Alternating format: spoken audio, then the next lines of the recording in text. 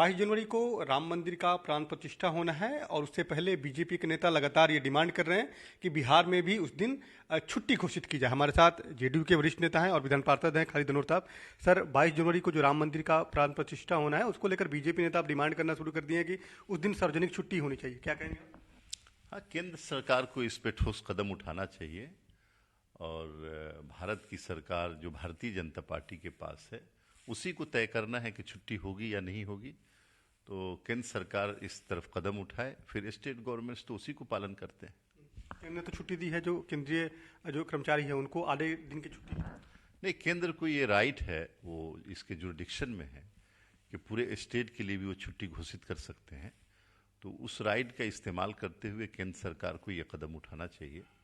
और चूँकि जो प्राण प्रतिष्ठा हो रही है इससे लोगों की आस्था जुड़ी हुई है और देश के बहुत सारे लोग चाहते हैं, ज़्यादातर लोग चाहते हैं कि श्री राम जी के लिए एक बड़ा काम हुआ, सुप्रीम कोर्ट ने किया और देश के लोगों ने मिल के किया, जिसको भारतीय जनता पार्टी ने अपना इवेंट बना लिया। लेकिन है तो देश का, तो इस पर बहरहाल केंद्र सरकार को इस पे सोचना चाहिए। सीट को लेकर चर्चा तो बहुत होती है, लेकिन लगातार आप लोग बोलते रहे हैं कि भाई सीट छोड़ना हो, सीट हमको मिलना चाहिए, 17 सीट से कम नहीं।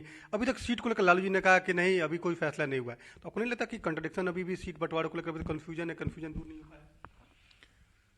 देखिए, सीट बंटवारे से ज़्यादा ज़रूरी ये है कि इलेक्शन किस मैकेनिज्म पे होगा। ये बच्चों का खेल नहीं है और नहीं ऐसा है कि घरौंदे बनाएं और उसको मिटाएं। ये इलेक्शन है और एक बड़ी कंट्री का जो 543 सीटों का जनरल इलेक्शन कहा जाता है, जिसमें 90 करोड़ से ज़्यादा लोग वोट डालने के लिए शरीक होंगे। तो इसको ऐसे खेलना, खेल की तरह खेलना तो मेरे ख्याल से मुनासिब नहीं है। पूरा मैकेनिज्म होना चाहिए और उस तरफ सीरियस जो है ना कार्रवाई होनी चाहिए। सीटों के बंटवारे की बात जहाँ तक है, सीटों का बंटवारा तो हो ही जाएगा, वक्त दिया गया था कि इतने दिनों में हो जाएगा, मुझे उम्मीद है कि हो जाएगा। लेकिन जो स्पिरिट और जो मैकेनिज्म और जो रास्ता तैयार होना चाहिए था उसमें देरी हो रही है। मुझे लगता है कि राहुल गांधी जी यात्रा पर हैं, कांग्रेस के तमाम लोग यात्रा पे हैं, लेकिन सीट बंटवारा हो या रैली हो या तमाम जो कार्यक्रम हो, साझा कार्यक्रम हो, उस पर किसी का ध्यान नहीं है, किसी भी गठबंधन के नेता को ध्यान नहीं। हम लोग तो उसी पे ध्यान दिला रहे हैं, बार बार ध्यान दिला रहे हैं। लेकिन जो पार्टी लीड कर रही है उस पार्टी के कौन लोग लगाए गए हैं इस काम के अंदर, क्या काम कर रहे हैं, क्या अपडेट है, इससे जो है ना हम लोग बहुत ज़्यादा अपडेट नहीं है, गंभीर नहीं है लगता।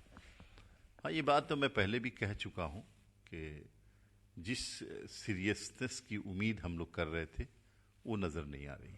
बिल्कुल, जेडीयू के वरिष्ठ नेता हैं और विधान पार्षद हैं खालिद अनवर साहब साफ तौर पे कह रहे हैं कि लगातार इंडिया गठबंधन में सीट बंटवारे को लेकर अभी भी लगातार जो है कई बड़े नेता हैं जिनको इसकी जिम्मेवारी दी गई है वो सीरियस नहीं दिख रहे हैं।